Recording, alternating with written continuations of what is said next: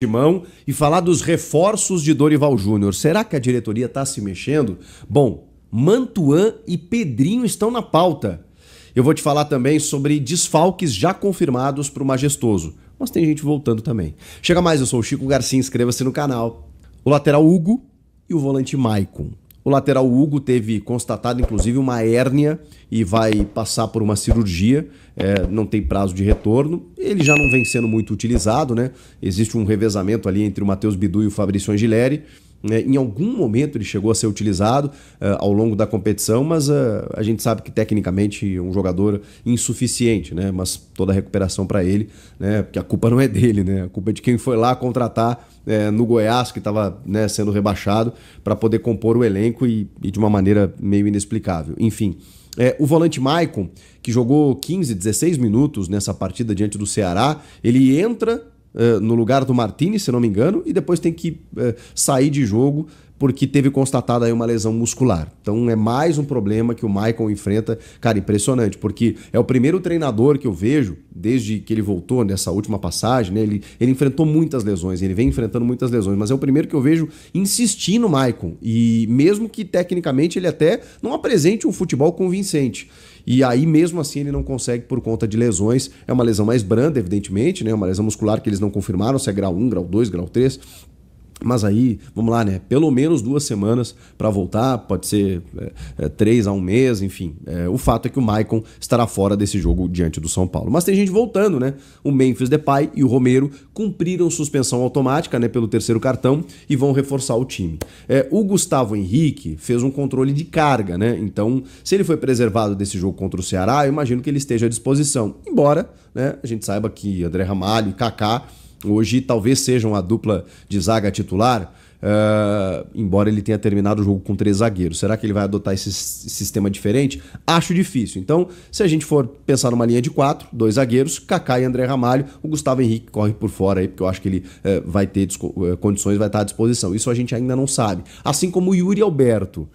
Será que o Yuri já pode ser relacionado para esse jogo? Nada indica por enquanto, tá, gente? O Yuri é meio surpreendente, né? Da noite pro dia ele pode acabar sendo relacionado, ele já tá começando aos poucos a trabalhar com um grupo.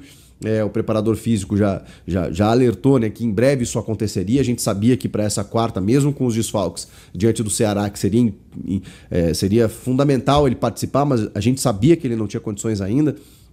Então pode ser que ele seja relacionado, mas não é a tendência por enquanto. Até sexta-feira, né? Até essa sexta-feira a gente vai ter uma noção de quais jogadores aí o Dorival vai conseguir levar a campo, né? Então, por enquanto a gente não pode confirmar o Yuri e nem o Gustavo Henrique, mas o Gustavo Henrique é mais certo, né? E ele não é um titular absoluto, então tá tudo bem. Mas o Memphis e o Romero sim, porque eles voltam de suspensão. O André Carrilho, ele deu uma entrevista muito interessante na saída de campo, depois da partida. Ele fez uma grande jogada lá pelo lado direito. Acorda, Dorival, o Carrilho tem que jogar por ali. E aí ele foi questionado sobre a questão política, de influenciar ou não dentro do campo, do vestiário. O Dorival está tentando blindar, mas ele visivelmente está incomodado com muitas situações que acontecem, né, de forma interna no clube. Todo mundo sabe o que está acontecendo. E o Carrilho, ele foi muito sincero, né? Quando ele disse assim, olha, a gente está acompanhando e tal, tudo mais, mas se a gente utilizar esse aspecto, vai servir como desculpa. E isso não pode acontecer. Em outras palavras, né, ele disse isso. O André Carrillo entende que, assim, o clube está vivendo essa turbulência política e a Assembleia Geral, né, para recondução ou não do Augusto, para confirmação ou não do impeachment, acontece dia 9 de agosto. A gente está chegando lá, né? Mais uns 20 dias aí para acontecer essa Assembleia. E o bastidor do clube ferve, né? Com o Conselho averiguando contas e cartões corporativos de antigas gestões, enfim. Tudo isso vocês sabem que está acontecendo, o jogador também sabe. Mas o Carrilho está dizendo o seguinte, cara, não pode servir como desculpa pra gente não estar jogando bem, não se entregar, não representar a camisa, não conquistar pontos, não conquistar vitórias. A gente tem que fazer o nosso aqui. Então, achei muito interessante, porque é uma outra visão, né? É um cara com experiência, é um cara com rodagem, é um líder técnico do elenco. em que o torcedor deposita maior confiança, né? E provavelmente, se ele tá com esse pensamento, tem que contagiar mesmo o elenco, porque se os caras de fora eles não estão ajudando o clube, nessa hora vai ter que ser com os atletas mesmo. Eles vão ter que se blindar e dizer assim, rapaziada, não interessa o que está acontecendo da porta para fora, daqui para dentro quem resolve somos nós, o torcedor está esperando que a gente né, corresponda, então vamos lá, vamos fazer o nosso, é o nosso nome que está em jogo, e eu espero que essa seja uma... Eu não sei se eu espero que essa seja uma conduta linear, uma conduta geral ali no elenco. Tomara que o Carrilho ele contagie, né, os demais e simbolize também o pensamento de todos. Tomara que seja dessa maneira. Vamos falar dos reforços pedidos pelo Dorival, porque, cara, eu acompanho o Dorival há muitos anos. O Dorival é um cara que ele não se envolve nesse tipo de coisa. Ele mesmo já disse, eu não peço reforços, eu chego lá e trabalho com o que eu tenho. Claro que tem conversas internas, mas eu não sou de ficar reclamando, de ficar me queixando. E, cara, ele tá assim, quase que pedindo socorro. Ele tá nas entrevistas dizendo, a gente precisa disso, a gente precisa daquilo, né, tá muito claro e tal. Mas, afinal de contas, que reforços são esses? Porque existe uma preocupação. Poxa, com tantas dívidas, com tantos problemas financeiros, com tanta instabilidade política, o Corinthians vai mesmo contratar? Vai, gente. É que a janela recém abriu, tem mais 1 mês e meio ainda de janela. Claro que a exigência ela é para agora, né? Você não pode esperar a janela terminar, mas isso também acaba norteando o preço de quem compra e de quem vende.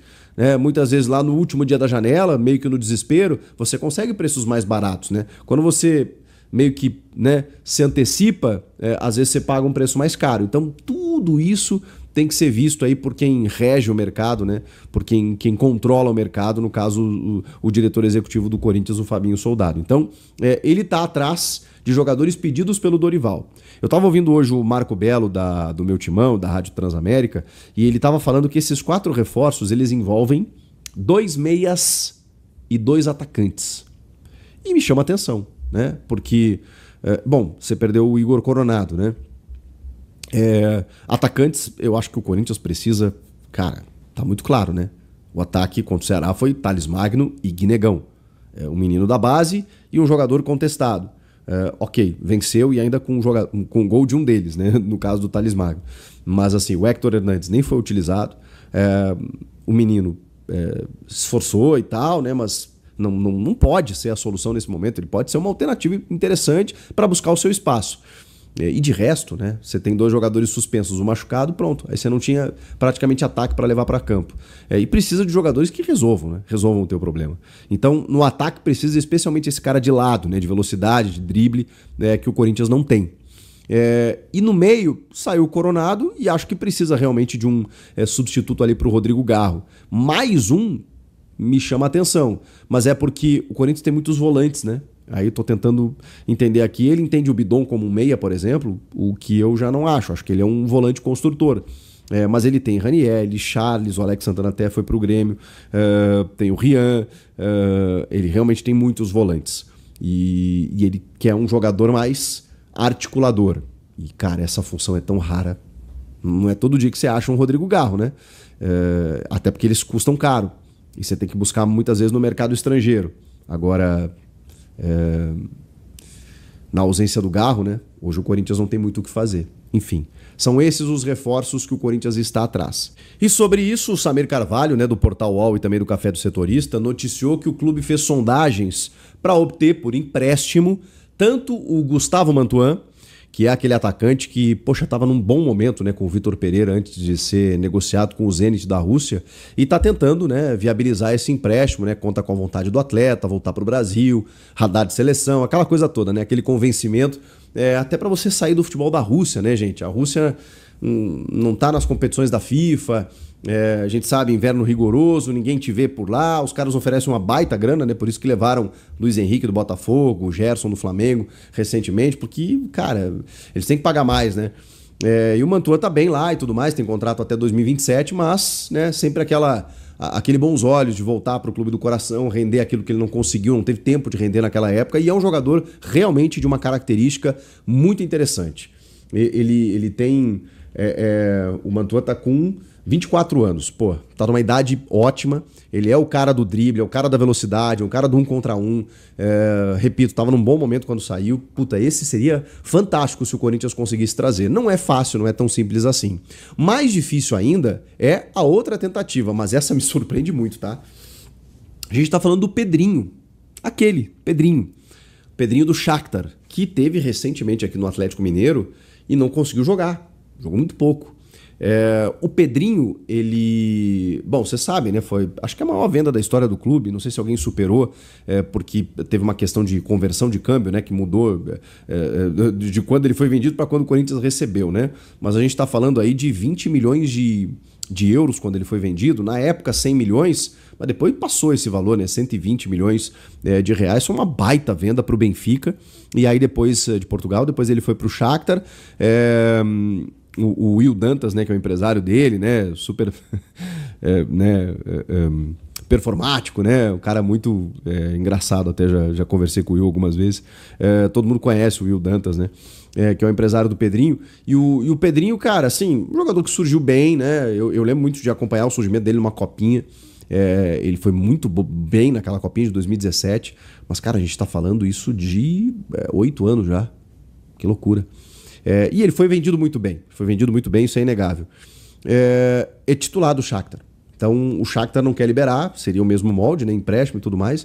Mas eu confesso para vocês que, bom, eu não tenho acompanhado tanto o Pedrinho no Shakhtar. Eu sei que ele é titular lá e fez muitos jogos na temporada passada. Mesmo assim, tem pouca participação em gols, tá? Ele tem mais de 30 partidas e tem 1 gol e 4 assistências, uma coisa assim.